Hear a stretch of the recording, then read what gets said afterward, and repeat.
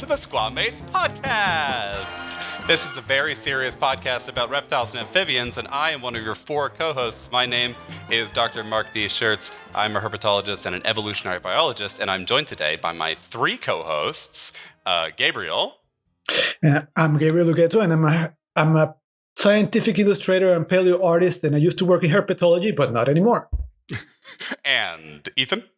Hi, I'm Ethan Kosak. I am a cartoonist and illustrator and a reptile enthusiast and general layabout. And Hiral. Hi, I'm Hiral Naik, a herpetologist from South Africa, currently focusing on snake ecology. Wonderful. So, you guys, it's been a long time. Yes. I think we should talk about the elephant trunk snake in the room, which is that it's been like a really long time. It's 930 days since the release of the last episode. Wow, And I didn't realize it was that long. not that anybody's counting or anything. That's 2.5 years. So things have changed. It was the heady days of mid 2021.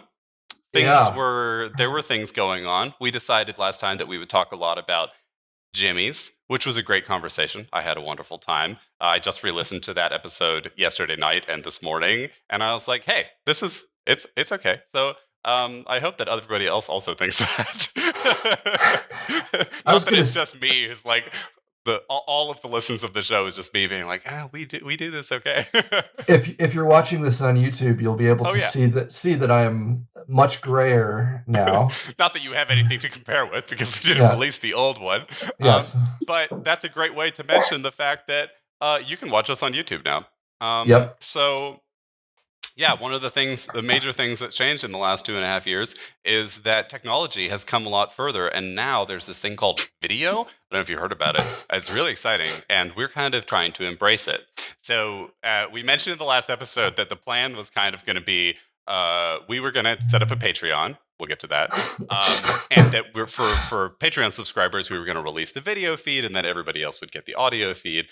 Screw it. So now what we're going to do is we're going to release everything to video, to YouTube, and also on the side continue to have the dedicated podcast. I still imagine this being like the vast majority of the people in our audience are going to be using their podcast syndicate feeds. And then some people who like to see faces talking or whatever, and maybe like to see the occasional lizard or snake or whatever, might want to watch the video feed. So it's almost like remote working technology blossomed while we were. I can't imagine why. I mean, it was 2021 when we released the last episode, which means that we were actually talking a little bit about like the pandemic and stuff. This pandemic thing is crazy, you guys. I'll be so great when it goes away. Fast forward 2.5 years, and here we are. Anyway, so there's a whole bunch of changes. One of the other changes, so we mentioned now the video thing, that's very cool. But we're also 4 people now, and not 3. So that's because Hiral is now a permanent fixture of the show, and we're very happy to have her here. And I think it's really, really, really cool to have Hiral repping the snakes because I don't know nearly enough about snakes. Yeah, I think we're more like lizard, like regular lizardy, froggy people. Yes, non-snake lizard friendly. Exactly. Non-snake lizards is a great way to put it. I like it. And our whole, I mean, it's in the name. It's SquaMates. So I mean, not that we need it. Oh, I see. That's true. Yeah, it is in the name. We needed better snake representation. Yes. So, yeah, it's so great to have you here, Hiral. Thank you. How is everything? Fantastic. Snakes are just fantastic, and I can't wait to talk about them. Awesome. And can I segue immediately into my question? Yeah, do it. Okay, so a little while back on Blue Sky, because I'm not on Twitter very much anymore because Twitter we'll get died. Back to that as well. Twitter died while we were gone. You mean X? X. Sorry. Yeah. Yeah, it is an X. We don't talk about it Yeah, anymore. we don't talk Yeah. about. I posted a thing that said essentially that anybody who claims a snake chased them is probably lying. Snakes don't chase people. If it's I was going to say running, but if it's slithering towards you, it got afraid and slithered in the incorrect direction. And then I had all sorts of people come out of the woodwork to tell me, "Oh no, I was chased by whatever."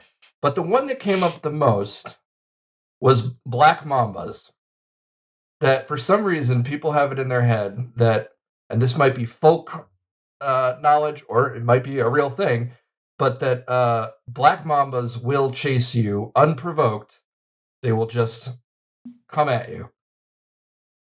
Could you confirm or deny that?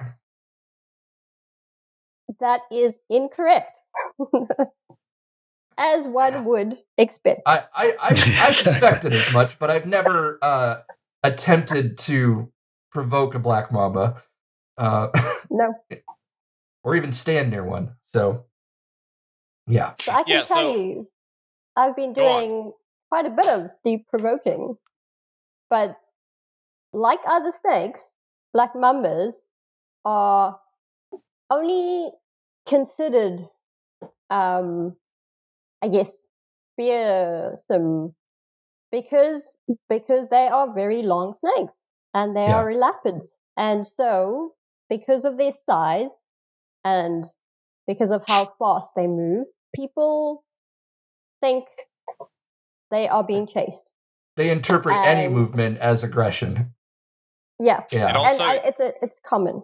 It's pretty common idea that black mambas are chasing people. Yeah. They are also crazy fast, right? Yeah. Yeah. So, like, you think it's chasing you, it's just moving, but like you're in the way and it's heckin' fast. So, yeah. It's interesting the mythology that grows up around these. Like in North America, we get the same kind of thing about. It came up with not as much frequency, but people would bring up water moccasins, and I'm like, no, it's probably swimming towards you because you're on land. Like. It's not, the motion towards you is coincidence, and you're interpreting it as aggression. Also, aren't water moccasins the first snakes that just go? Yeah. No, not necessarily. They do sometimes approach you, but it's not. I think it's not chasing though. Yeah. Yeah, it's not chasing. I think I think they're very self-assured snakes. They are not. They are really not that shy. Yeah. As a general rule. Yeah, I mean, but I'm going to say that the only time I've been chased by anything, it was because I was provoking it. Yeah, and it was a basilisk. Out of all things. Somebody sent me a video the other day of a guy who was just standing out in the open in Australia and a frilled lizard. Frilled dragon. Yeah. Have you seen that? Yeah, ran up to him and it's like, well, he thought he was a tree. Clearly, like. Well, I don't know if he thought it was a tree because it was displaying and everything, but yeah, but that was pretty fun. I mean, that would have been my guess. I think some lizards, when they're cornered, because they feel cornered, they will attack like any other animal would. But it's not because it's trying to chase you. And certainly, if any reptile is not being bothered, is not gonna want to be anywhere near you. So right. Well, that's the point. The point I was making initially was just like, what would the snake get? What would any snake get out of attacking an animal that's 100 times its size? It's just that's ridiculous. Like that's not something any animal would do, generally speaking.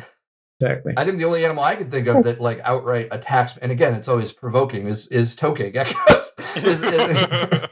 Like that's an animal that has an outsized opinion of its abilities, but. Yeah.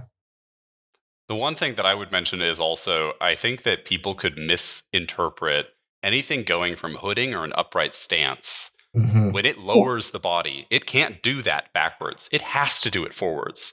And that can, I think, give the impression of coming toward you. But all that's really happening is that the snake is like dropping so that it can move. And a lot of snakes are not good at slithering while the head is up. Like, okay, cobras are specialized at that, and a couple of the cobra-like things could do that. But the vast majority of snakes don't do that kind of classical hood up slither thing. And that looks like it's a lunge, and it would be in your direction potentially if it's looking at you, but it's not like a major... It's not chasing you. That's the vibe. Exactly. Like, that's the key message. Yeah. So someone was wrong on the internet. Someone was wrong on the internet. God. Well, and I'm sure because they were in those. It wasn't in a Facebook group or something like that. It was on Blue Sky. Okay, it wasn't Blue Sky. So it's one of those people like, I know because they were everyone who chimed in. And because of Blue Sky, the way that Blue Sky is structured, it encourages non-mutual people to hop into a conversation. I get that, which is fine. I tolerated it. But there were so many people who were just like, they don't know who I am. They don't know anything about me. They're jumping in to be like, well, actually, black mambas will chase you. Or the other one I got was brown snakes in Australia. Brown snakes. So I think both of these, I would put a small sum of money on it, but I think both of these can be attributed to videos, specifically videos of, let's say, documentary or pseudo-documentary videos involving large television personalities. Yes. Because I think that this happens a lot. It's also a camera angle thing, and the way that it's cut. They'll cut the snake moving like this and the person jumping away, and those two things happened on like 2 different days. Right. That's not how it works. I hate those people so much. Well, and I think also with YouTube, with the rise of, with the prevalence of YouTube, and you can go and you can be like, you can punch in, black mamba chasing somebody, you're going to get like 1 billion. Oh, yeah. Well, no, and now you have a lot of people on YouTube that are trying to imitate those personalities, and they have their own channels where they bother animals all the time, and it drives me crazy. So please don't do that. I know we resolved not to shit talk anymore, but, and I won't name names, but before Twitter died, I got into a beef with one of those people over them essentially promoting pseudoscience stuff and like really egregious pseudoscience, and I can't stand it. I have no patience for it. You can't say what the person was saying at all, like a little bit. Don't without getting worry. into trouble. We'll talk about that off the air, shall we? I'm blocked by him on Twitter. You could probably figure it out. Oh, interesting. What's this Twitter thing you talk about? Yeah, I refuse. Let's talk about Twitter. Can we have a moment of silence for the loss of everyone's favorite science communication platform? Oh, yeah. Yes, but I must say that I still have to use it. So I still have to use it. Of course, you do. Because it's part of how I, find my clients. But have you considered coming to Tumblr? I tried, Mark. And my very Tumblr experience. You guys, I've been on Tumblr since like 2012, 2013. And like very, very, very slow audience building. I got to 8,000 followers on Twitter in less than half the time that it took me to get to 8,000 followers on Tumblr. And then when I just like crested the 8,000 follower thing on Tumblr, a post that I replied to that someone screenshotted and then put in there went viral. And in 6 months, I gained over 30,000 followers. So it's been a crazy year. It's just like, so everybody, it turns out, and this is my mistake, I misunderstood how the internet works, but I don't know if you've guys heard, but the internet really likes frogs. Yeah. And I know stuff about frogs. Yeah. So, and Tumblr is full of people who like frogs. But you know like to hear from people who like frogs. Let me tell you something. It's funny. For me, frogs do really bad for some reason.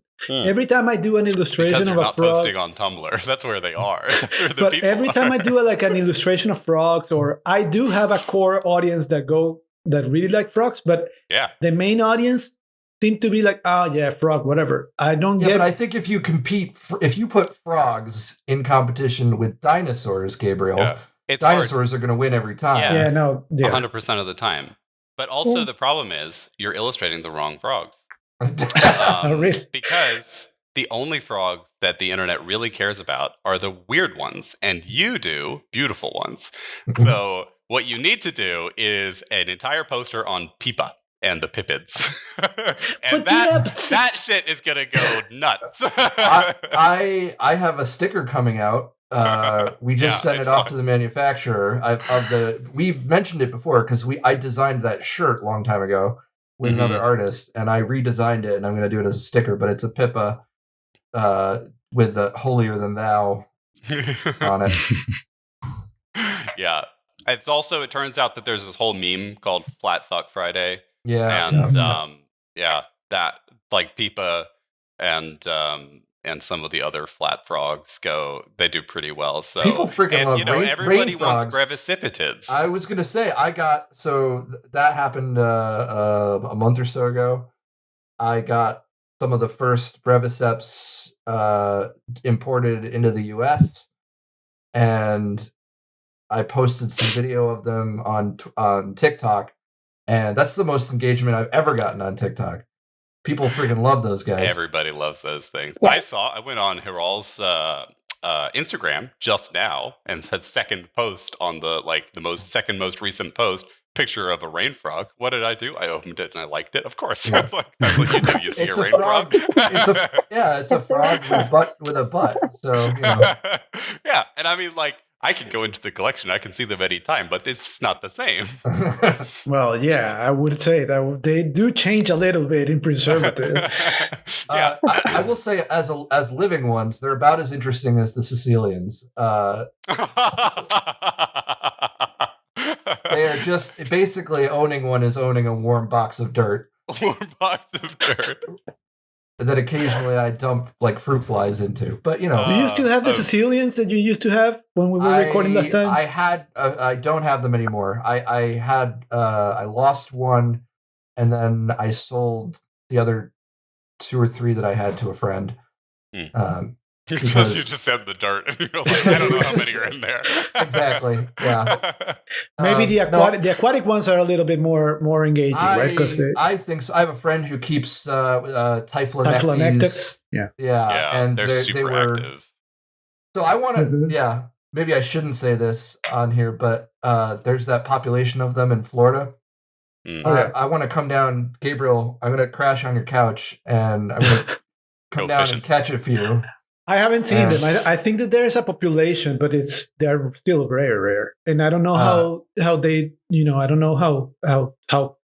I haven't seen them. Yeah. Somebody I know says they went and collected some, really? and that there's enough of a population that we shouldn't need to it doesn't surprise me. There's a population of everything here, so right. Yeah, I just want to come down to Florida and pluck day geckos off the trees and stuff, and then head home.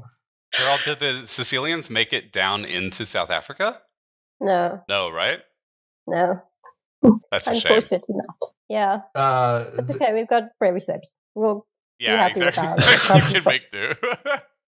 So have you seen breviceps in the wild? Oh yeah, multiple times. They're in my backyard. Oh my god! After the rain. Do you know how much I paid for mine?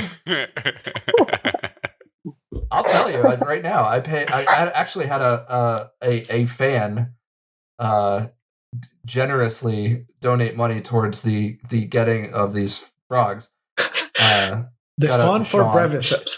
Shout out to Sean.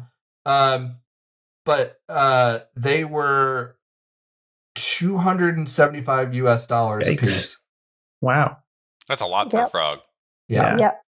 And one of them didn't make it, and the guy didn't, and the guy didn't. The importer was like, "Arr." Yeah, that's just how it is. That's how it is. Oh gosh, yeah. Well, Actually, the most infuriating, not to rant, but the most infuriating thing about that was, again, on Blue Sky, I posted that, and some rando got in there and was like, captive bred specimens are better. And I'm like, yeah.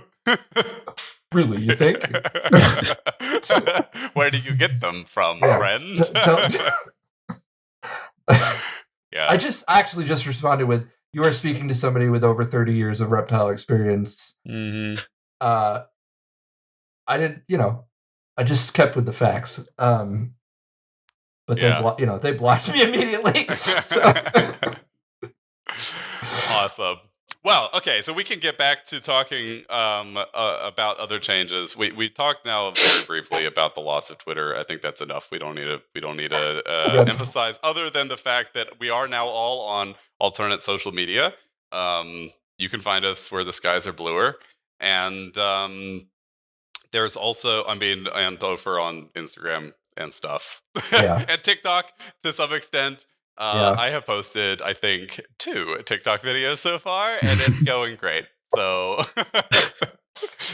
anyway, does the museum have a social media person, or is that just you? No, there is no social media person for the museum. We can talk about that in a little bit. Do you want one?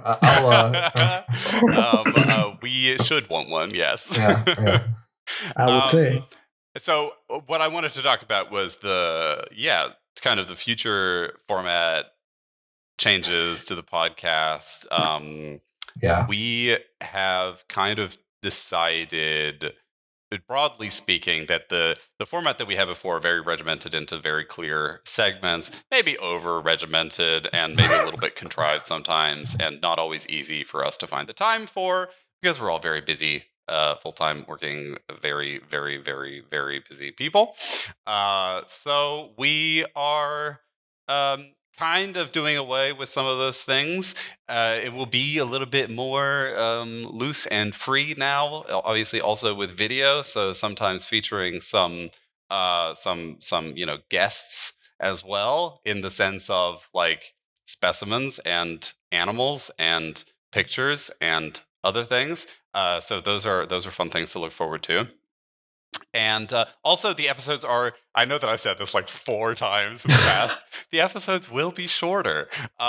This time, for real, though, because with time zones, the only way that we can really make this work is to record in the middle of the week, like during a work day in European and South African time, and in the very early morning in the US time. And so, by necessity, we can't have it go very long. We don't have the time. I mean, those busy people. Those 2 3-hour episodes that we used to post were often 4 hours of which is like 8 hours of editing time plus. Right. So those things are changing, and I think now what I would like for us to talk about. It's been 2.5 years. What have you guys been doing? What's been going on? I have here in the order, Ethan. Do you want to go first, Ethan? You want to tell me, tell the listeners, tell the people what's been going on? Okay. Let me think. I came out with a book, and it's relevant. It was called Moistly Harmless. It is absolutely beautiful, and I can't believe I don't have it beside me to show to the camera. Oh well. Still an audio medium. I have it here somewhere. I was going to say, I have the, this was the proof, actually, on my desk. Wonderful, with that we can't see because of your filtery thing. Damn it. There we go. Gabriel has his, saving the day. Thanks, Gabriel. So it's a 100-page graphic novel format, love letter to SquaMates, to caudates. It took a year to make. It was crowdfunded. It was a lot of fun to work on. Gabriel has a cameo piece in it, actually, along with a couple other artists' friends. And it is a beautiful piece of work. Yeah, I had a great time doing it. I'd like to do more. These are mine. Yes, those came out so good too. And basically, it was a pretty good success, I think. Yeah, great. I how did the sales and release go? Did it match your expectations, hopes, and dreams? Yeah, so my experience with crowdfunding had been not the best, but it was like 2012, 2013. I crowdfunded like the first collection of webcomics that I ever made, and I made like, I want to say like $2,000, like, and I thought that was like a huge success. And fast forward to 10 years later, I have spent pretty much all that time building an audience on Twitter, which, going back to that, was destroyed overnight by Elon. It made like just under $20,000 all total when we crowdfunded it, and then adding on the sales since then, it's I would call that a success for a wonderful for a small. That's awesome. I'm so happy for you. We printed like 750 copies. We're now down to the end of that, and we're discussing, do we want to do a second edition? That's awesome. Which I'd like to, but I think we're going to probably have, life being the way it is, we are probably going to have to work the cost of a second edition into the next Kickstarter crowdfund type thing. I think. Right. Yeah. Right. So you already have a project in the works, right? So that's a little bit of a swing in another direction. It's not a science-related thing at all. It's a fantasy story, and the pins. Everyone's showing the pins. Yes. Cool. I now have a shop where you can buy the pins too. Oh, that's great. Which we can plug in later. They're very cool. Thank you. They're super cool. Little synopsis. Sorry, you were talking about your next project. Yeah, so the next project is a book. It's going to be called The Unfamiliars. It's about it's a middle finger to J.K. Rowling. Is basically what it is. That's great. The entire premise is just not just never meet your heroes, but like, what do you do about people who are heroes to you in your formative time and turned out to be terrible people? Basically, that's the theme of the book. And so that's something I kind of just started on. We're kind of getting together, but that's going to be the next project. I think what's going to happen is that we'll kind of, as an incentive, we'll have as a stretch goal, we'll have a second printing of Moistly Harmless with an included like little digital add-on, because I have a lot of material left over that I wanted to, that I kind of was thinking of rolling into a second book, but I don't want to go right into doing a sequel, a whole, I don't want to go back to that so soon, but I have a lot of material on axolotls and the history of axolotls and the history of aquariums, and like there's like 200 years of bringing them over to France from Mexico, and it's a really interesting story that listeners can also find out more about in previous episodes of this show. This is not the Common Descent podcast, so I can't tell you which ones, but it's in there somewhere. Seek and you shall find. We'll link it in the show notes or something. But yeah, like that, I have a lot of material on that, and it just, it's kind of one of those things where it was like deciding between what do I really want to make versus what is going to make a lot, what's going to make a lot of money, but what's going to make money. And axolotls make money. Kids love axolotls since they're in Minecraft, and people still ask me if I can sell them a blue one. Which I was actually surprised of how many people know what an axolotl is now. Which is really cool. I mean, that's really good, because I don't think that was the case a few years ago. Yeah. Now everybody, the recognition is there. Everybody knows what they are, and I think that's largely in part to Minecraft. But I was going to say, one time I had some leucistic ones, and I was treating them for like gill fungus, so I used methylene blue, and it dyed them blue. And if I was a less ethical person, I could have been like, "Oh, look, guys, I got blue, just like Minecraft." But I didn't do that. But so the next big project is going to be The Unfamiliars. And I mean, I guess it's also since, well, I suppose it had already happened in the last episode that you had become an independent, self-employed artist, right? So, I mean, now you're more than 3 years in to that. How's it going? So all of you could probably relate to this in some way, but being freelance is like constantly going back and forth between worrying that you don't have enough work versus worrying you have way too much work. There's not exactly really what it is. There's no middle ground. You're either overwhelmed or panicking because you don't have any work to do money-wise. So it's a lot of it's been like trying to figure that out. I can't say that I'm any better at it. I just like went quite a while working on one big job and not bringing much in because I was working on that, and the payday for that was like yesterday, and then all of a sudden like $4,000 drops into my account. So it's like let me tell you a secret for somebody that has been doing it longer than you. It doesn't get any better. That's how it is. You just have to ride the wave and learn how to, I'm like, sorry, honey, this week didn't, nothing happened. And then you have to chase clients to pay you, which is the other part that is really annoying. Yeah. Well, I will say this last job that I did was for he's very well-known, well-regarded professional writer of comics stuff, and his name's Howard Taylor. He does Schlock Mercenary. He was great. He paid right away. He was great to work with. It was a lot of fun. So I should say that I have an 11-page bonus story coming out, and he's been doing the Kickstarter books, graphic novel books for a long time. He's got his own like warehousing space for putting the books out, and he did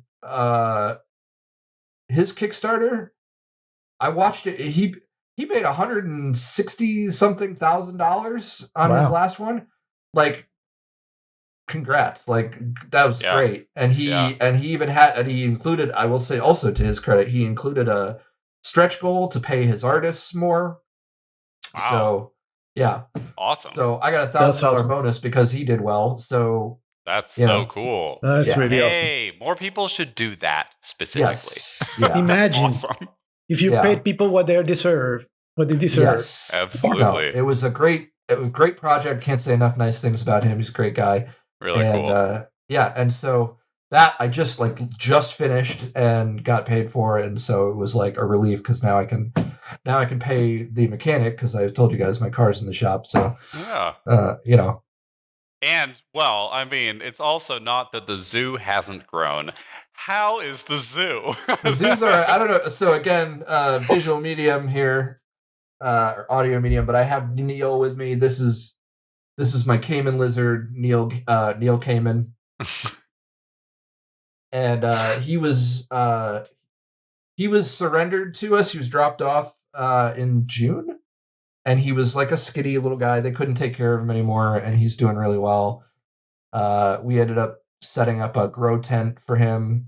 So I have this it looked like I was setting up a weed farm because everything was like marijuana branded, but it was this walk-in grow tent that I've got now with like a misting system. Oh, awesome! He's got a 100-gallon pond in there, and he lives with I shouldn't say I'm cohabiting animals, but there's a red cheek mud turtle that lives in there with him too.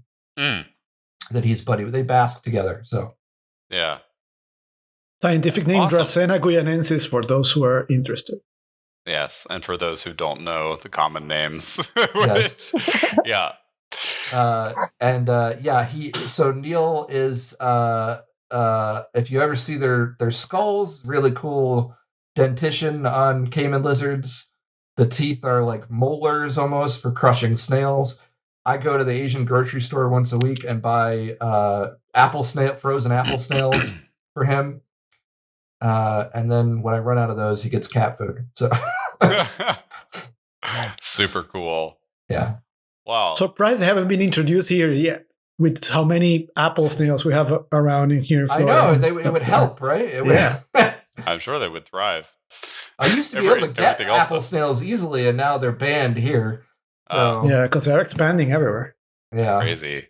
They're actually expanding so much. Like, there is this bird called the limpkin, which feeds largely on apple snails. And they actually now have expanded so much farther north in recent years. They have limpkins all the way found like in Canada sometimes. Because the apple snail population is growing. So, crazy. Every time I've tried to keep, it was mystery snails, but basically the same thing. And they don't like the cold waters. Like when I would try to keep them in the axolotl tanks, they would I would lose them. I've got them growing in my Pippa tank, but they have to be big enough, or the Pippas will try to eat them. They're also, they don't really have more than one or maybe two brain cells. So they are probably my dumbest animals, because which is impressive considering that you have axolotls. Yeah, they will try to put literally anything in their mouth. Yeah, and people are awesome. I mean, suction feeders. Yeah, hugely. The clicking call is probably so. They're in my living room. And we'll be watching TV, and this was really funny. We watched The Last of Us, and with Pippa. That's There's a zombie in The Last of Us that they call it a clicker because it echolocates to find people, and it got them going. And really, and or they coincidentally started, but they started calling during that scene, and my wife was like, "What?" Hilarious. Yeah, and these are Pippa, which has a large. Yeah. Yes, I have 4 of them. Super cool. And at least 2 of them are males, so they click all the time. Yeah, it's also. Pippids are some of the only frogs that call entirely without the air. Hyoid. It's the hyoid, click right? the hyoids together physically. Yeah. So it's it's a bone-based sound. It's crazy. Yeah. They're cool. Well, it sounds like somebody tapping on the glass. Yeah. And it travels really well in water. Clicks bioacoustically. A click is basically a vertical sound. It covers the entire spectrum. So it travels, especially the higher frequencies in there. They travel miles. That's why whales do this, especially in water. It is very, very effective, and it's quite precise. So. Nobody's ever checked that they aren't echolocating. Have they? Oh, I doubt it. Why would you need to echolocate when you have such a good lateral line system? Well, I was thinking. They also have they turn their sensory. They turn their fingers into antennae on the fingers, and then they've got a lateral line system for days. Plus, I'm sure that they have all those flaps and stuff around their body, not just for camouflage, but there must be sensing with those as well. Yeah, totally. Yeah. I think too, and it may be true of things like alligator snappers and stuff. But those fringes, I've watched. I've put feeder minnows in there and stuff, and I've since switched to mostly feeding them worms. But if you put fish in there, the fish will pick at those, and I think it's like a lure. They're using it to go Yeah. It looks a little bit like moss or something. Yeah.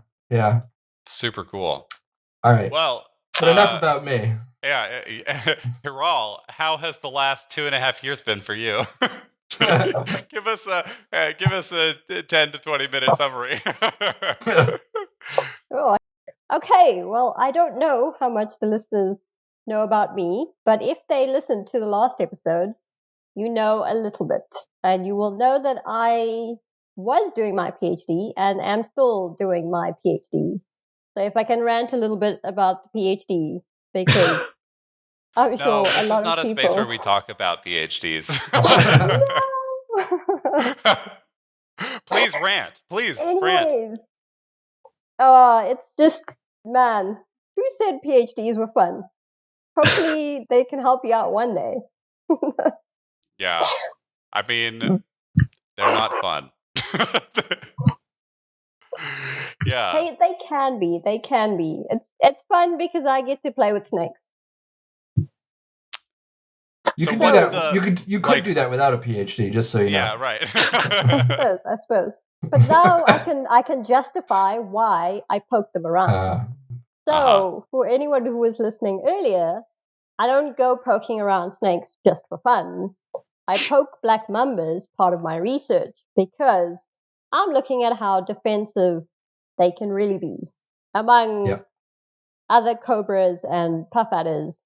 So most of these medically important venomous snakes, because I'm trying to figure out how people get bitten by snakes. So I'm trying to figure out what's happening when it comes to snake bites. And that involves mostly, I guess, kind of directly interacting with the animals. And are you measuring like flight distance and strike range and things, or what's the angle? Yeah. So distance, also just behavioral observations, because, I mean, snakes, as we've said, behave defensively, but if they don't need to behave, if they don't need to defend themselves, they might display other behaviors. So it's really a lot more focusing on, how snakes might actually behave in the wild if they've been left alone or if they've been kind of provoked. So how are you finding them? How are you finding them? Like, are you hearing? Are people like giving you tips where the snakes are, or are you like actively looking for them, or both? No, so I'm getting snakes from rescue situations. Okay. So rather than getting animals that are completely wild, it's been great to have snakes that have had some interaction with people, perhaps. So, I mean, I won't say too much. Hopefully in the next year I can try and get something written up. But I will say it's been fun. It's been really great to learn a lot more about snake behaviors, especially working on African snakes that, it's surprising that, in the past people haven't really spent a lot of work on. And especially and this one that's kind of like psychologically people put it up there as like, oh, it's like a king cobra, right? It's in people's consciousness. They are aware of them. You ask a kid, what snakes do you know? Oh, king cobra, black mamba. That's like some of the first that will come to mind. But then I think, that's kind of where it stops, right? Most people are like, yeah, we know it's black mamba. It kills people. It's super fast. It chases you. That's what everybody knows about a black mamba. Are you working with people who have kept them in captivity also? No captive animals. I mean, I'm doing my research at or in collaboration with a reptile zoo. So I've actually gained quite a bit of experience on the zoo side of things in the past few years. But there would be some obvious differences. Because the captive snakes, even because I've seen them being used in snake relocation training. And they're a lot more docile than the wild ones. I was going to say a lot of the folks I know who work with HOTS and elapids.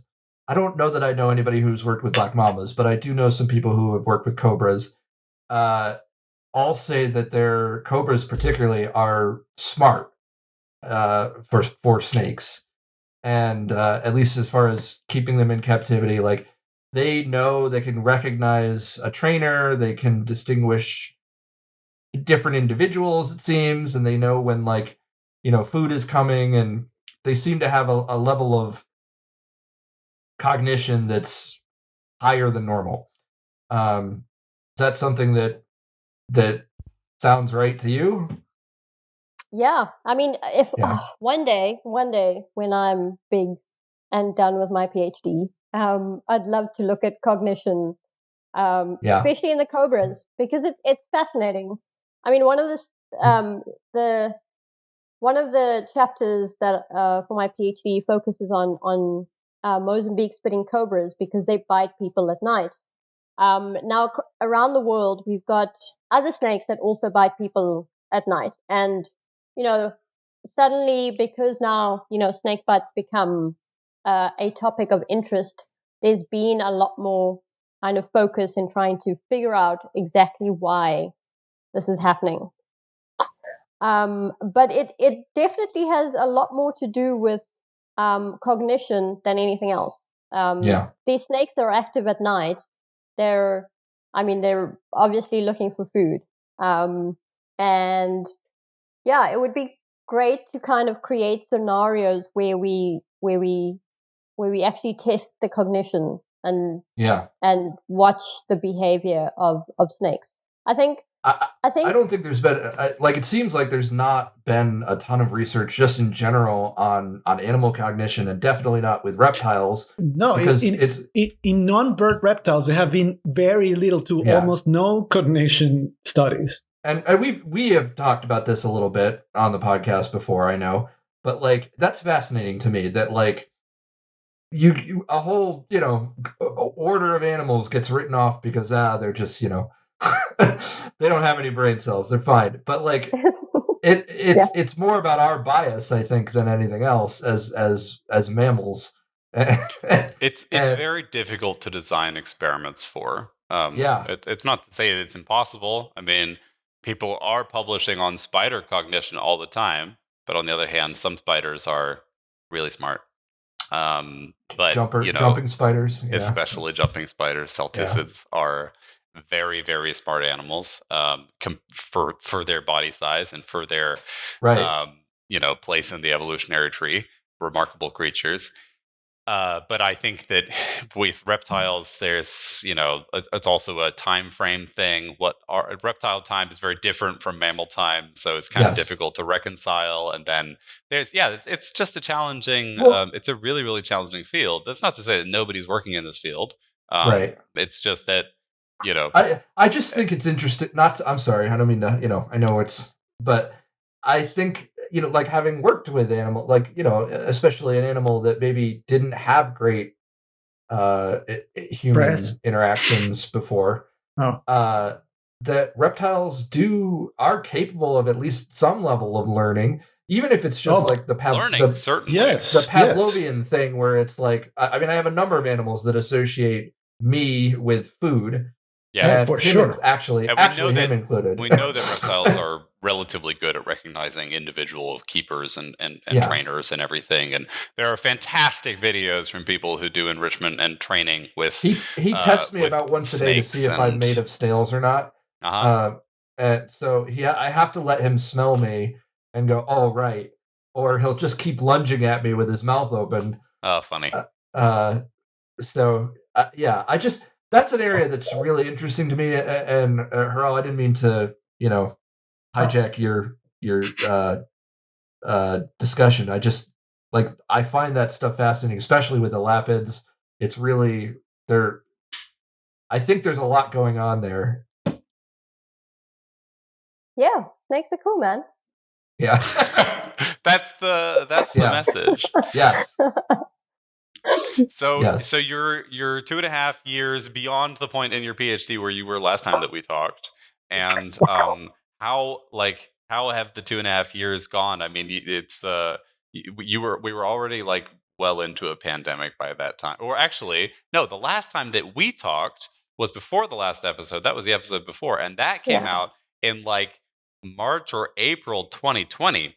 So I think that we haven't really talked since it became dangerous to breathe.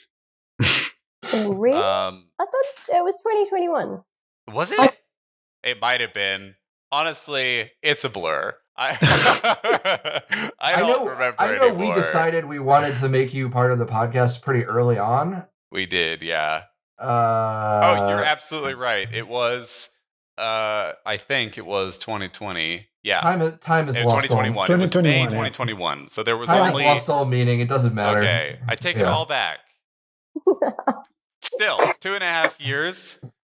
Have you what are the big takeaways from your work over the last 2.5 years? Other than including the fact that a PhD is sometimes.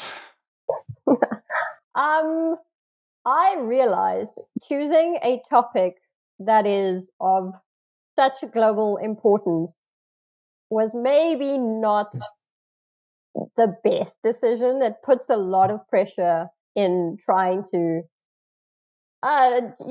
just do find the all the PhD. Answers.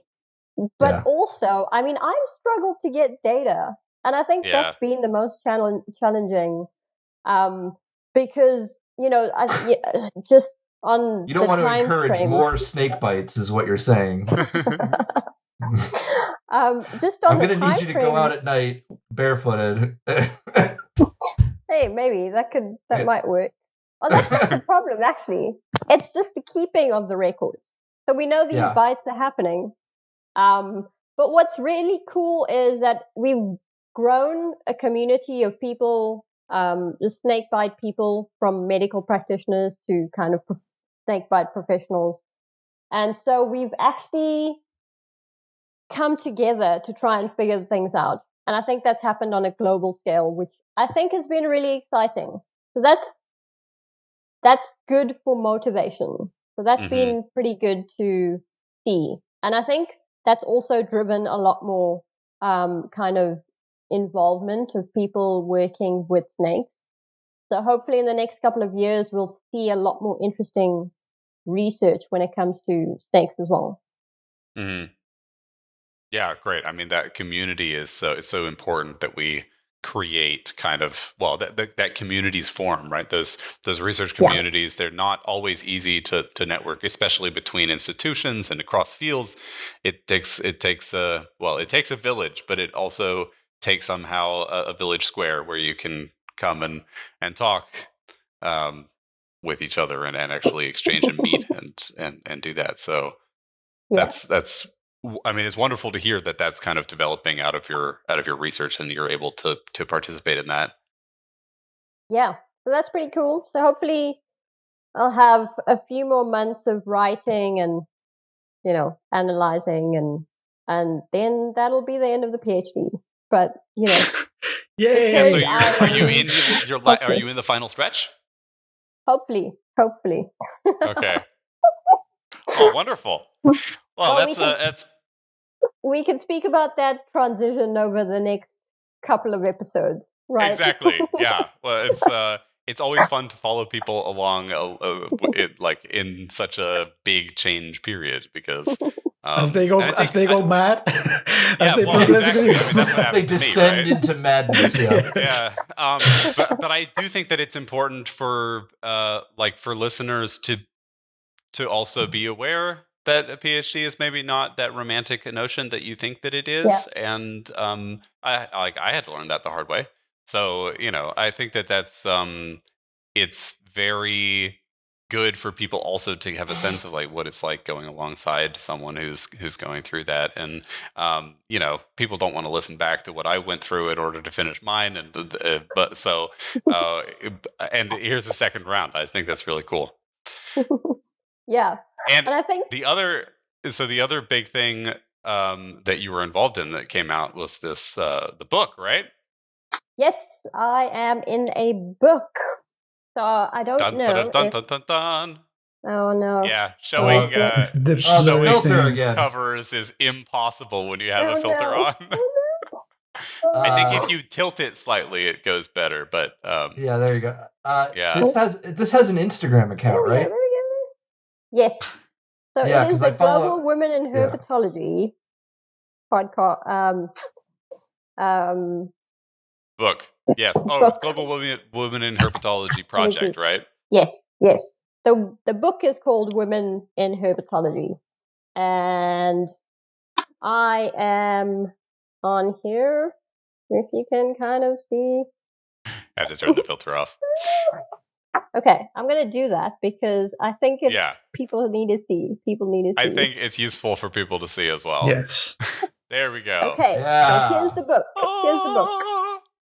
This is fantastic. For the listener at home, Hiral is holding up a roughly rectangular shaped object that says in beautiful red, blue, and yellow text on the front, "Women in Herpetology," and then has a subtitle that I can't read, but it features many wonderful and fantastic scientists right on the cover.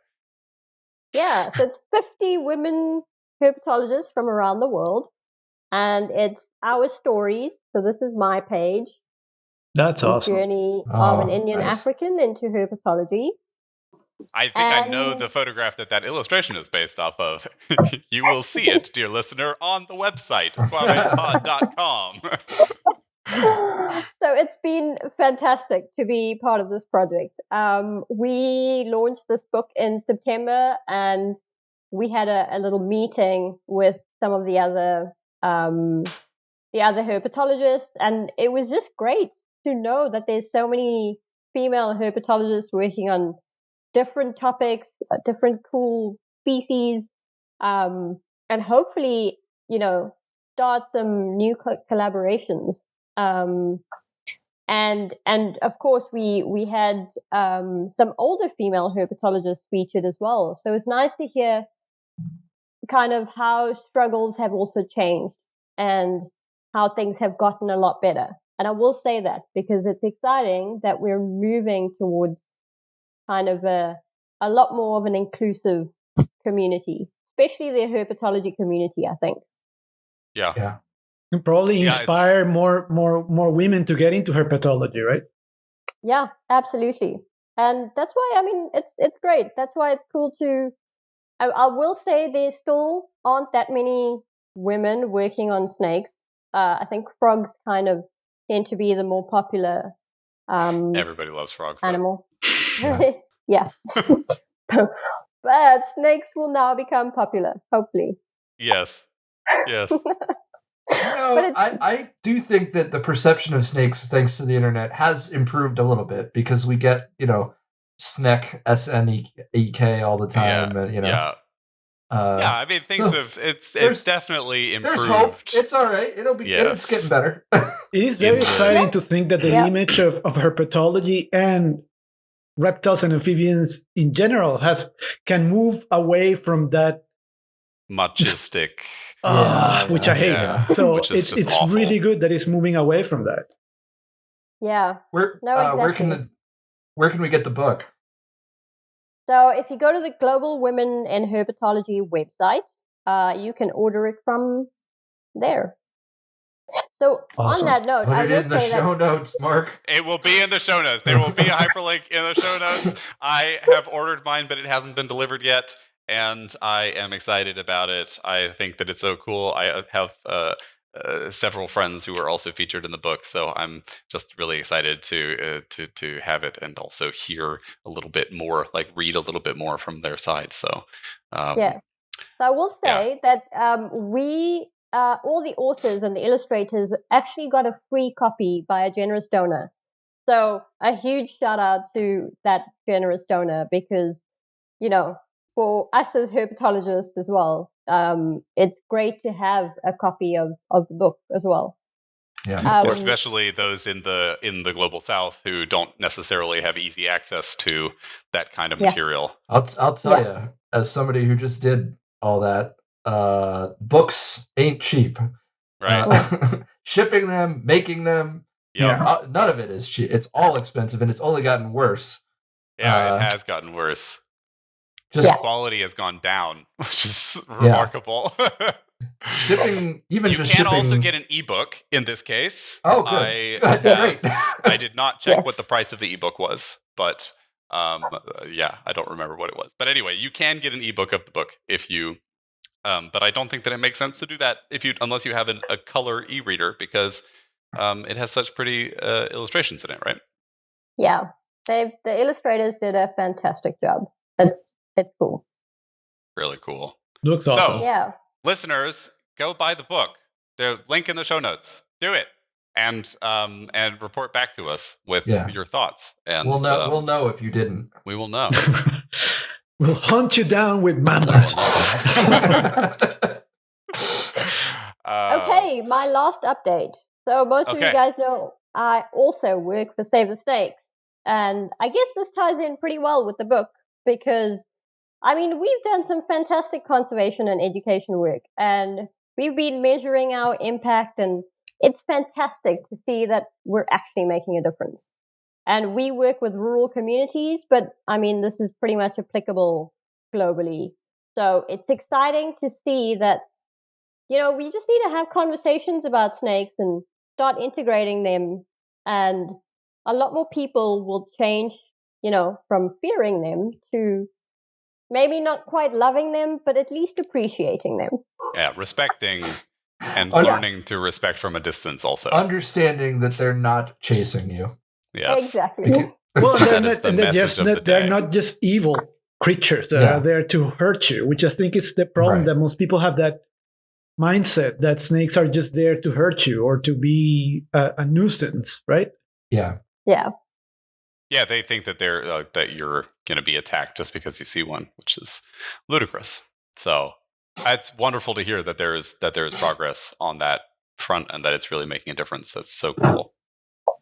Yeah. For time reasons, I would suggest that Gabriel, you take it away.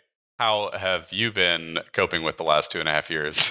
Well, since the last time we talked, I think there are many things that happened, but I think one of the ones that happened that I couldn't discuss was that I was involved as a concept artist in the docuseries in Apple TV, Prehistoric Planet, which I finally was able to talk about because I couldn't talk about much of. They wouldn't let me talk about it on the first season, so I had to, mostly because almost all of the animals that I created concept art were for the second season. So when the second season came out last year, I was finally able to discuss it, and it was a wonderful experience. I hope you guys all enjoy the series. I have not seen it.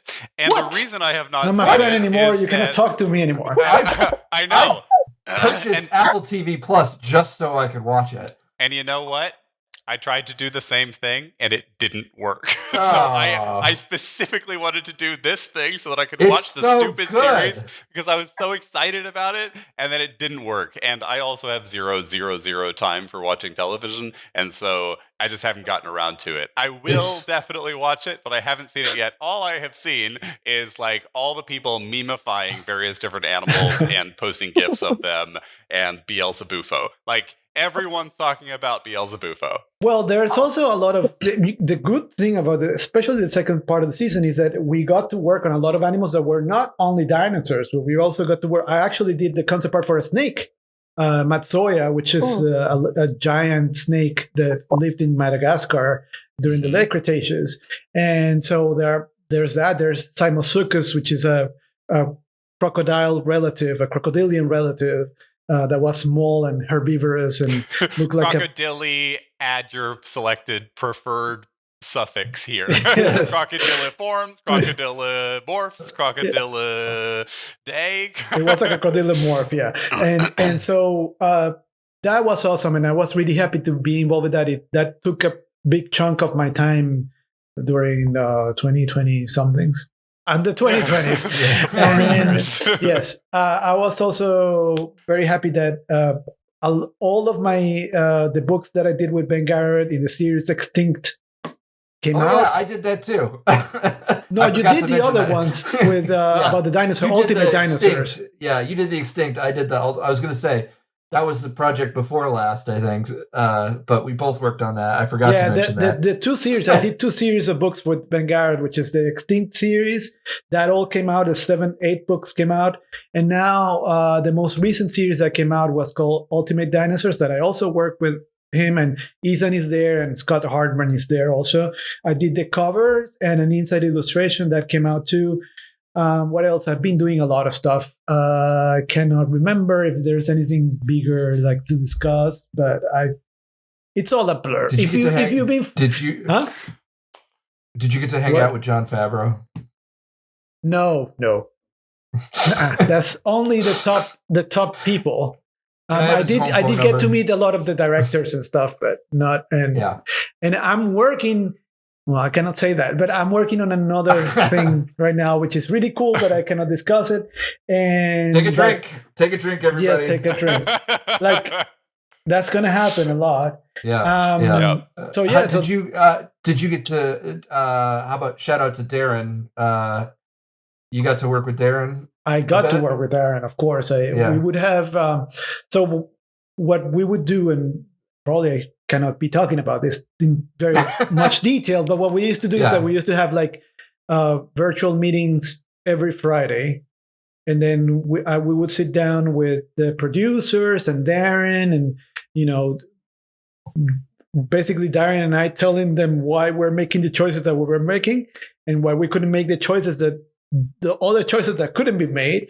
But it was like an extremely interesting experience. I learned a lot, which was super helpful for me moving forward. The projects that I worked on since I learned a lot. It was an extremely amazing experience in every sense of the word. You guys did a fantastic job. I'm so proud to know you on that one. It was so cool. Yeah.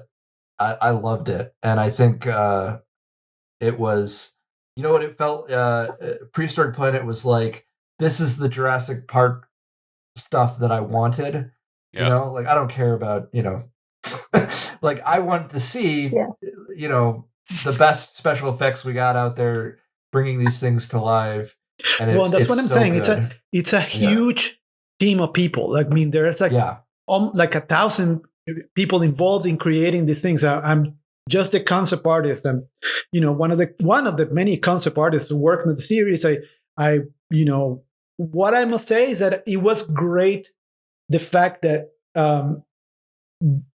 the team, spearheaded by Darren, allowed me the chance to put a big input into each pieces that I designed and the reasons why I did it. And, Darren was very nice in telling everybody, Gabriel has worked with animals. Like he used to work in herpetology, but not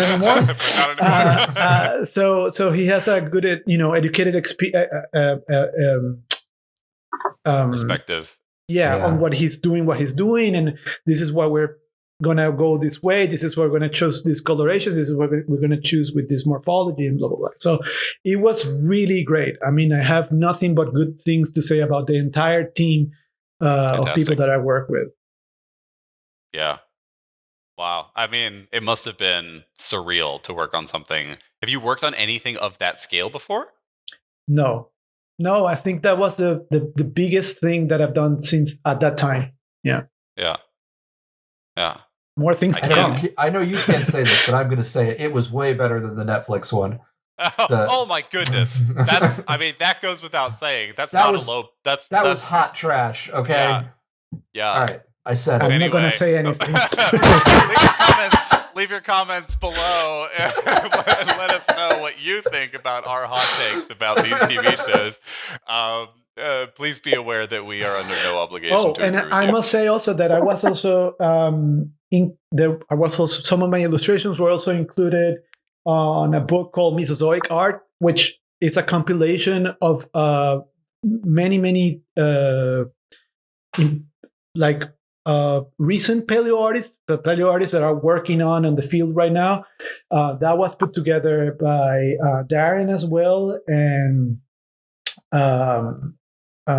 Jesus, I always forget people's name when I'm trying to remember. Give me a second, please. And Steve White. Sorry, I couldn't remember your last name, Steve. And Steve White put together this amazing book with a combination. The recent paleo artists that are working on the field right now. That was an amazing experience. That was also really good. What else have I done? I'm probably forgetting something. But if you follow me on social media, you are going to be, kept updated with what I've been doing. Where are you most active right now? Are you still mostly active on Twitter, or is it I'm most active on Instagram, Blue Sky, and Twitter. And I have Facebook, but I hate Facebook. So I just post there because I have to. But exactly. Blue Sky, really because I enjoy it. Blue Sky has been like the I said it was like the methadone of Twitter addiction.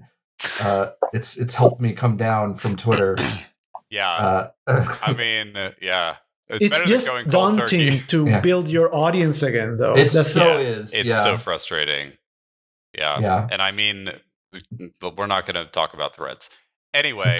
No, that's dead. It's dead. I tried and it's dead. There's just nobody there. It's, they've we don't have to talk about it, but it's like, Are you saying you don't want to know what Logan Paul is up to? Oh my goodness! against your will. What has happened is that they've algorithmed themselves into the grave. That's all that's happened. Like they were like, what would happen if people never saw anything they were actually interested in, and instead they heard about what people had for lunch?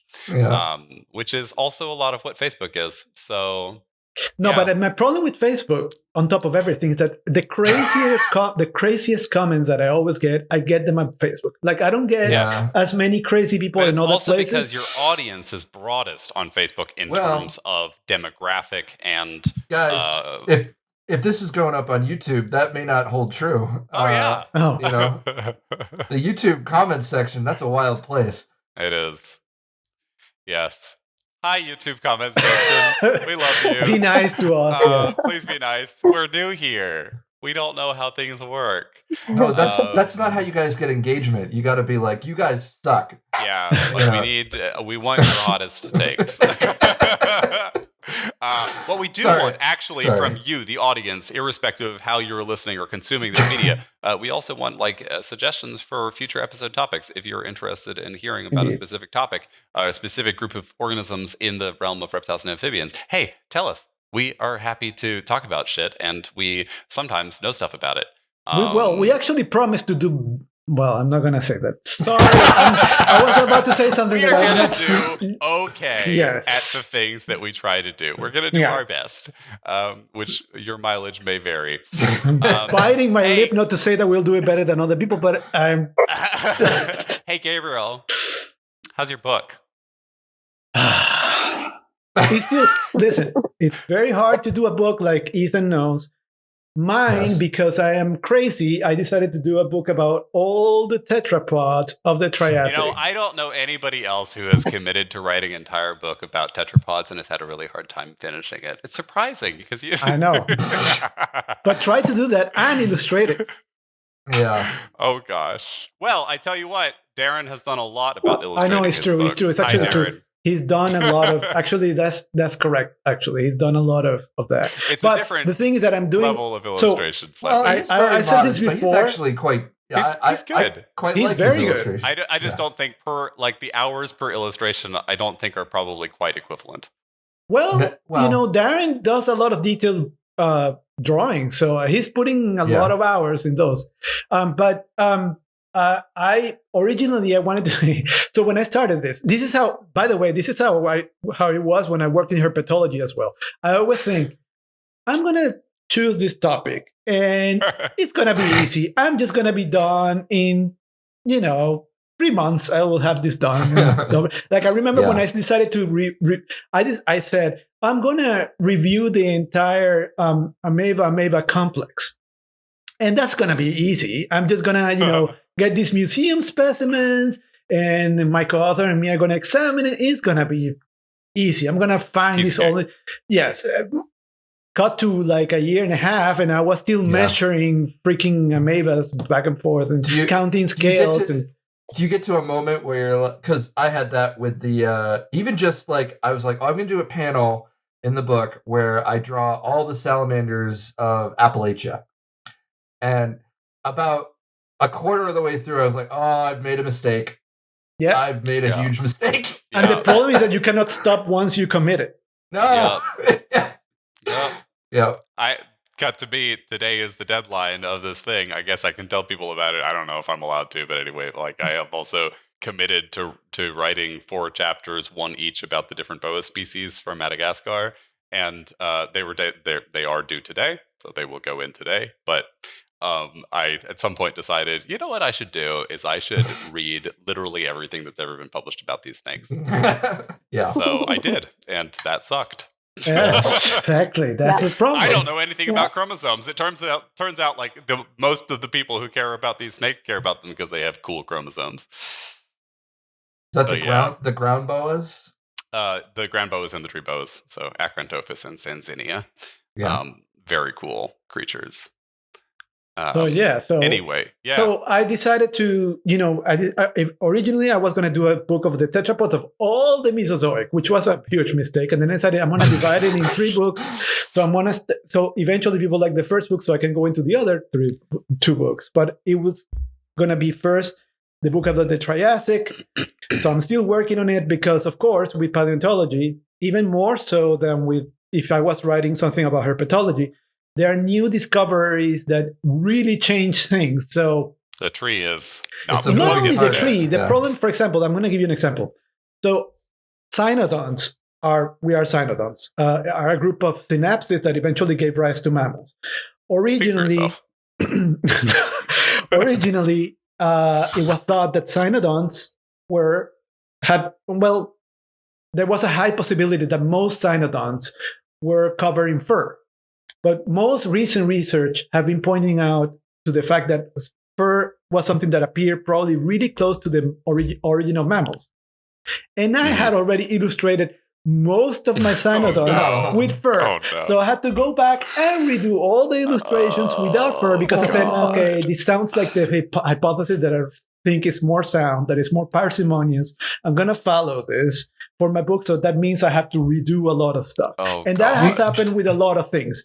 So what you should do is always put your integument on another layer. I was just going to make that joke. I was going to be like, so just turn a layer off, right? If only it was that easy.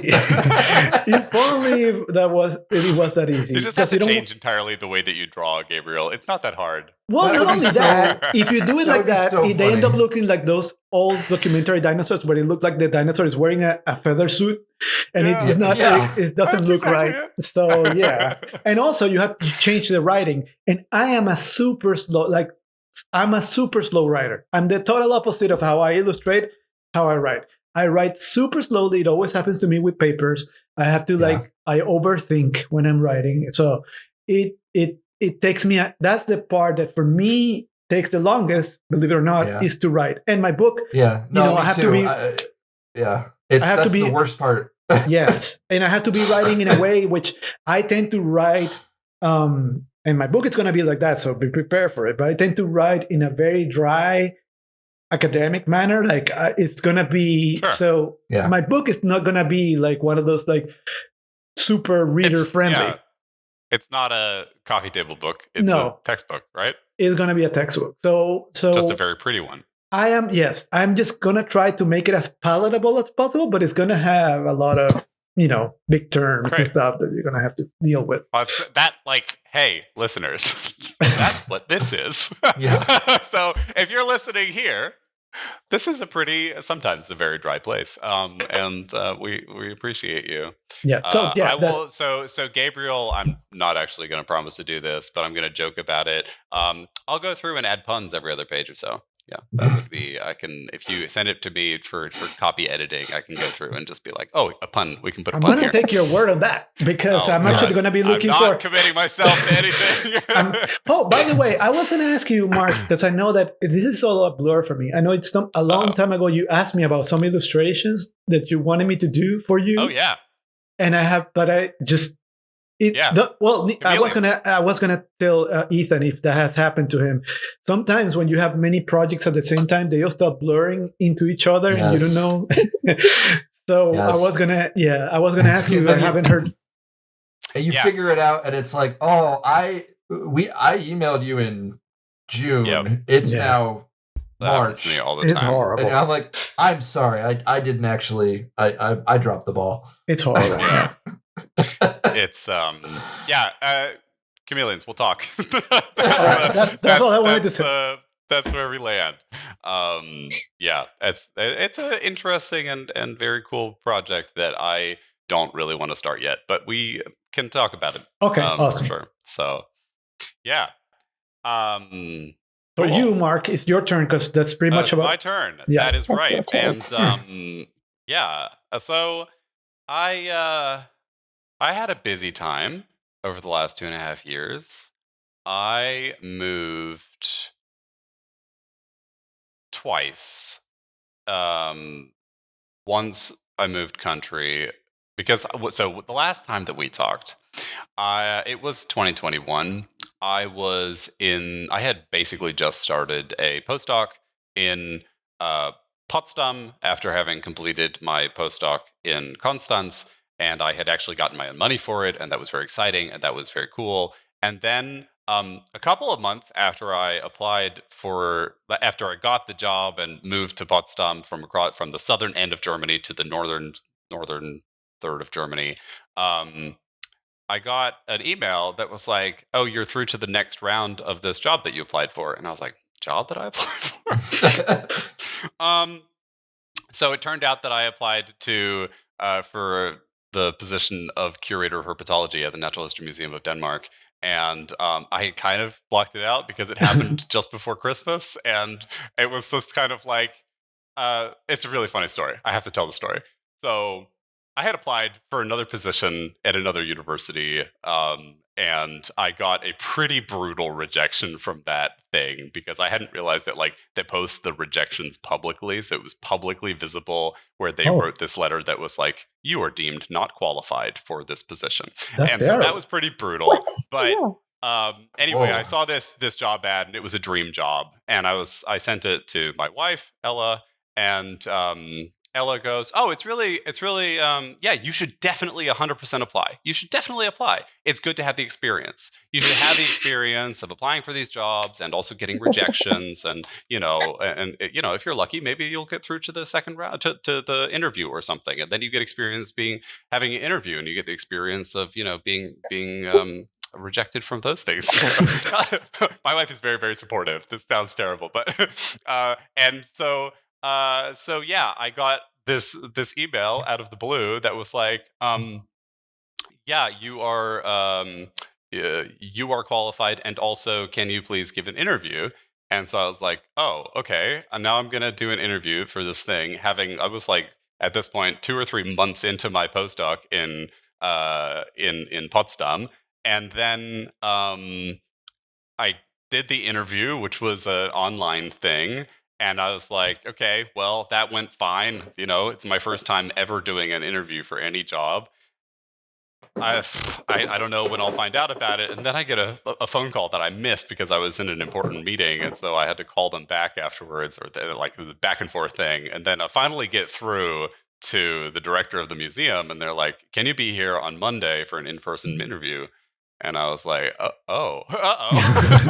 So I was like, I went to Ella and I was like, they want to do an in-person interview. And by the way, we're both flying to Copenhagen to go and see the city and go to the thing. This was still COVID lockdown in Germany. So I had to get special permission to enter Denmark in the first place. Wow. Came in, did the whole interview. Ella wasn't allowed to leave the apartment because we didn't have permission to leave the apartment. Or to leave the hotel, sorry.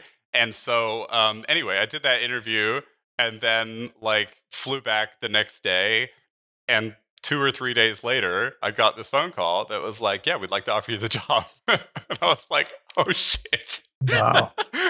At that point, yeah, I have to do this thing, and yes, I will, of course. Yes, this is the dream job. It's the dream job. And so I went to my supervisor boss in Potsdam, Michi Hofreiter, and I was like, "Michi, I got this offer, and I'm planning to accept it." And actually, this was before the interview. I said, "Michi, I have this interview for the thing, just so you know."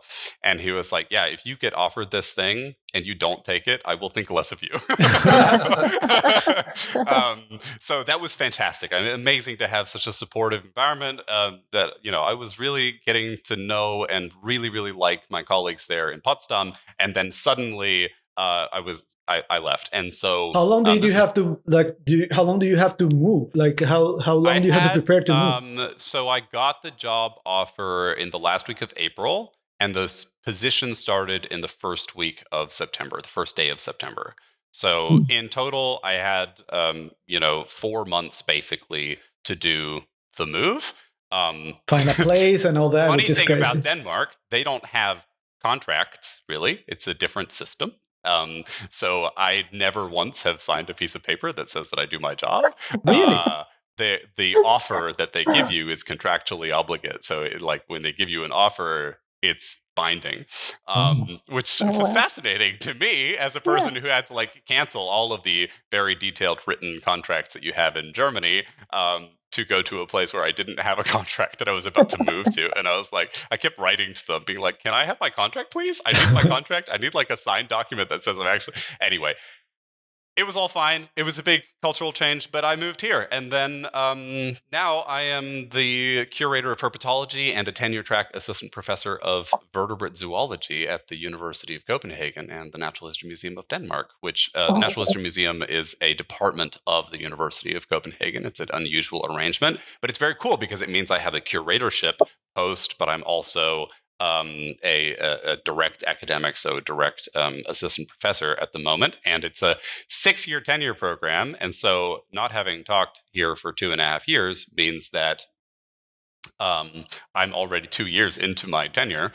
So, I only have at most 4 years, and it's also possible to go for a quicker tenure. So, that for that reason alone, the last 2 years have felt like a total whirlwind. And that, by the way, dear listeners, is a large component of why we haven't recorded again since then. Oh, and also, we had a baby. Yes, I was about to say, a big part that is missing there.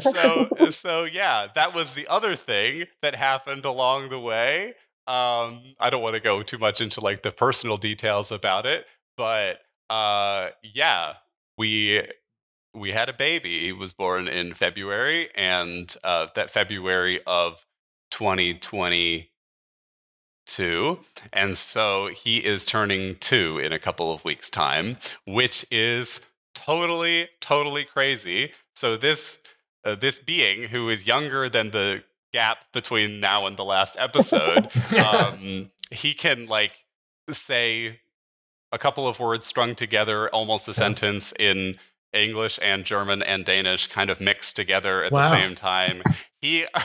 Okay, look, I'm not going to talk about parenting methods, but my son, his name is Quentin, or Q. He can tell the difference between a toad and other kinds of frogs. I have recently introduced him. So we have Tom Kyoshi, shout out to him. He sent me two copies of 2 field guides from Southeast Asia, but they're written in Malaysian or anyway, a language that I cannot understand or read at all. Beautifully illustrated field guides, incredibly, incredibly beautifully done. But to me, they're not really a useful reference material, but they are gorgeous. And one of them is coffee table book size and beautifully, beautifully illustrated. And these are like bedtime reading material for my son. So I recently introduced him to calafrinos, which are calafrinus, the sticky frogs. And, like all little kids, he's not really good at like enunciating words. So he goes, sticky frog, sticky frog. He just started doing that 2 days ago, which is amazing. He can also identify skinks and other lizards, so he can tell skinks apart from other lizards, and he recognizes snakes. It took him a really, really long time to start saying the word snake. He would always just be like, which is adorable. He's caught his first gecko. We went on holiday to Fuerteventura. Yeah. It's the cutest thing that I will in my life ever video or photograph. And like you can hear me basically bursting into tears behind the camera, being like, he caught his first gecko. So that's been a magical and totally insane experience. That, my partner Ella and I have been. It has been a ride, of course, as always with moving into the change from being just a couple to being parents. That's huge. I was not prepared. No one ever is. No, but he's wonderful, and he started. So everybody, I think, or many of our listeners, especially in the U.S., will be familiar with the 5 green and speckled frogs sat on a rotted log, eating some most delicious flies, and now he goes yum yum, which is so good.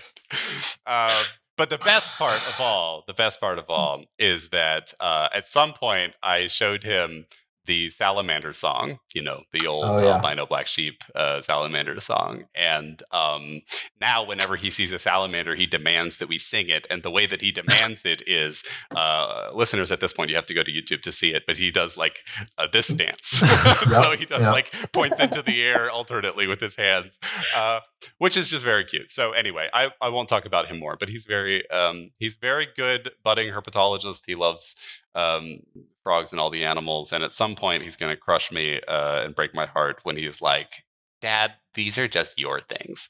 He doesn't call me Dad, he calls me Papa, but still. He doesn't call me Papa, he calls me Mark. Really? At the moment, yes. So I think it will come back, but he went from a phase of calling me Papa and not calling my wife anything at all to calling me Mark and my wife Mama. Yeah, that's a good age for sure. It's fascinating. It's really, really interesting, and of course, it changes a lot of things about field work and travel. And I was about to ask, you haven't been back to Madagascar? I have not been back to Madagascar since 2019, and it is. I'm feeling it. Actually, I went during my parental leave. I actually came back from my parental leave to go to Tanzania to teach in Tanzania for 3 weeks, to come back to my parental leave when I came back on the other end, which was it was very difficult to. That was only possible because my mother-in-law was able to come and stay and help take care of the kid. But yeah, it really has changed a lot about how I think about field work and stuff, which we can get into maybe another time. But it's so this year I am planning to go to Madagascar at the end of this year, but for a short trip, just 6 weeks. And before that, I'm going to the World Congress in Borneo, which is going to be very cool. Hiral, are you going to be there? Yes. Yes? Yes. This is great news. This is so good. How wonderful. So, yes, for those of you who don't know, there's a World Congress of Herpetology. It's held every 4 years, and the World Congress this year will be held in Kuching in Malaysia. So that's very exciting and going to be a really cool trip. So I'm looking forward to that. Are you going to get to do any herping? I am currently planning to join at least one trip, either the week before or the week after. I can't really justify staying for longer than 2 weeks in this trip because I'm going to Madagascar a month later, or a month or two later. So it certainly has complicated matters in that regards, but I'm still trying to go through it. And I mean, Ella is just phenomenal and has been very, very supportive. So that's just that's great. Sorry, I didn't mean to. I had a rogue lizard for a minute there. Oh yeah, no worries. I wanted to. Oh yeah, so I wanted to talk a little bit about the collection. If we have a little bit, we are getting toward the end of the show, but I just want to say a couple things about the last 2.5 years and the collection, other than what I've already talked about. So, Natural History Museum of Denmark. If you're watching the video, you can see my office. I've got some Malagasy snakes on the side, as I just mentioned, and so it turns out to be one of the oldest natural history museums in Europe. Very, very, very old collection. It started back in the 1600s. So we have some extremely old material. The collection, the curation history is quite complicated because there haven't been very meticulous notes, or at least not meticulous notes that I'm super able, or I have been able to kind of track down. And it's not exactly clear to me who was the curator before the last. Well, I know I know a couple curators back. The curation position that I hold, which is curator of herpetology, was formerly held by Jens Rasmussen. Jens was an expert on African snakes. So we happen to have at this collection one of the world's best collection of East African, especially snakes. So the snake part of the collection is also extremely well curated, but Jens really did not work a lot on amphibians. There were, however, very significant amphibian taxonomists who had been working with the collection. A prominent one is Arne Schütz, and Arne Schütz was also an expert on African frogs, and mostly reed frogs, the hyperolid reed frogs. And so we have a spectacular collection of East African reptiles and amphibians, basically assembled in large part by these two people in relatively recent history. We don't have a lot of material from Madagascar, which is a bummer for me, but obviously that's kind of my role here, is also to expand the collection by going on further expeditions and kind of working on that. So we have about 60,000 jars, I would say. It's kind of hard to know. We don't have a really good overview of what we have in the collection. The digitization is underway, but there's a long way to go. And over the last 2 years, I've had a lot of time to really familiarize myself with the situation and make improvements. We've totally they don't have contracts, so it doesn't surprise me. We totally rearranged the frogs. We rearranged the skinks. We did a lot of rearrangements in the chameleons, a lot of taxonomic updates and things.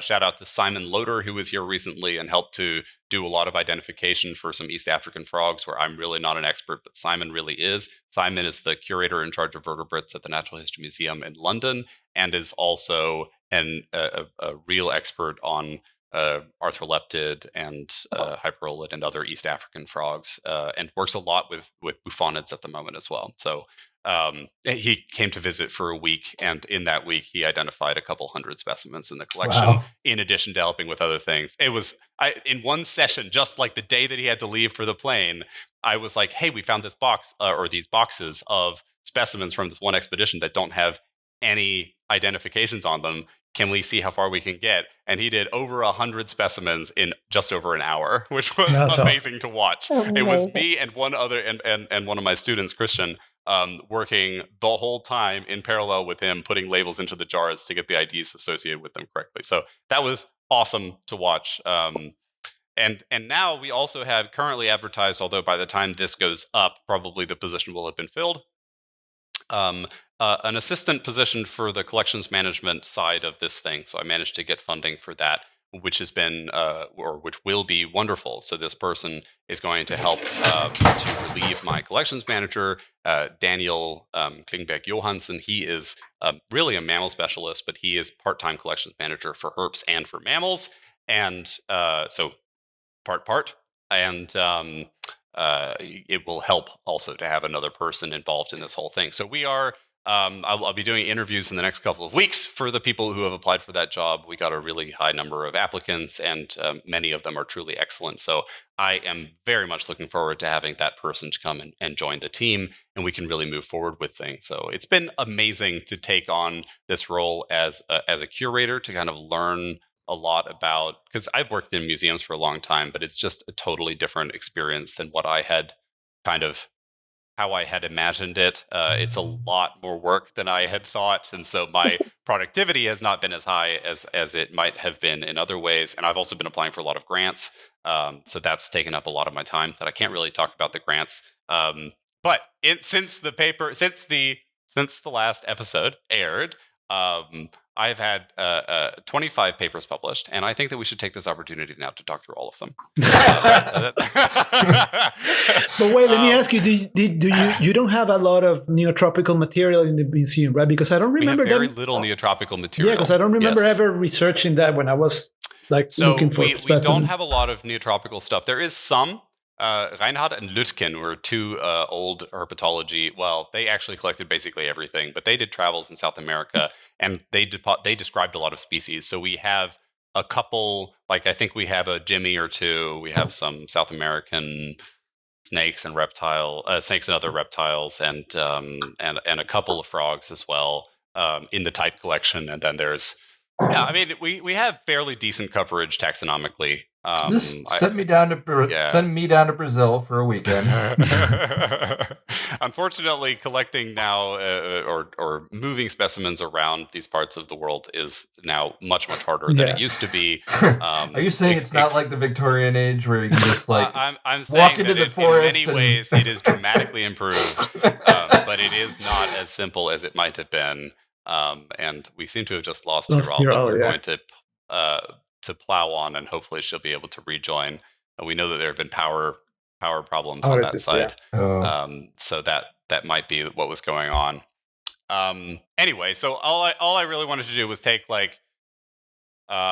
take like 3 minutes to very briefly highlight a couple of papers that had come out since the last episode aired, because I think they're at least one of them is really important. If you've stuck around to this part of the episode and you're a taxonomist, this is really relevant for you. This goes out to you. Yeah, exactly.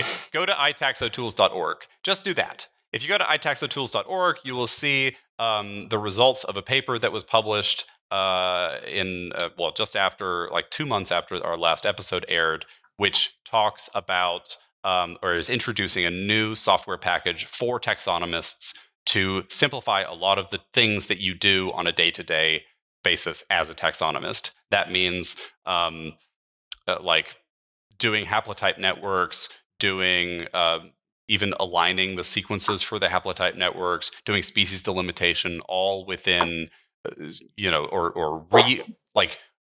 formatting changes in coordinate systems. We have an app for that, like a tool for that. So all of these basic tasks that are involved in the day-to-day business of being a taxonomist are addressed with interface-based softwares. They're also work behind the scenes. You can also do them in the command line, but they are GUI-based, Python-based softwares. So I strongly encourage anyone out there to, if you're interested, you can go and look at that.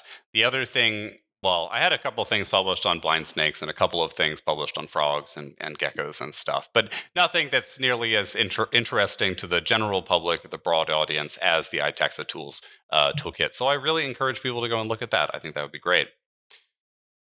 And with that, we're going to wrap up. So thank you very, very much for listening. Hiral, where can one find you on the internet?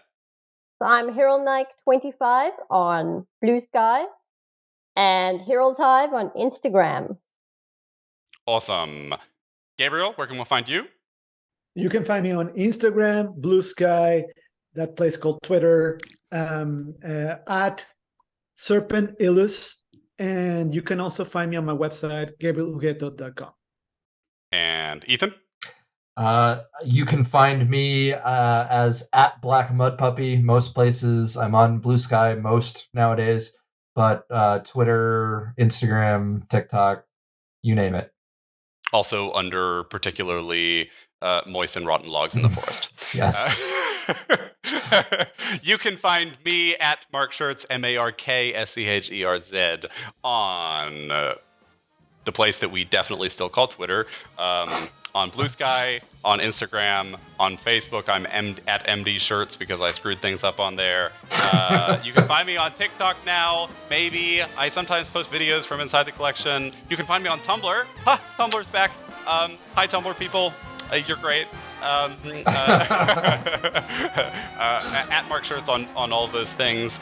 You can follow the podcast at SquaMates Pod on basically all the things. You can also just go to our website, SquaMatesPod.com, where you can send us questions and topics that you would like to hear us talk about. You can also leave them in the comments.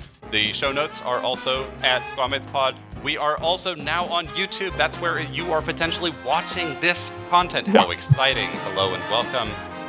This is the end of the show.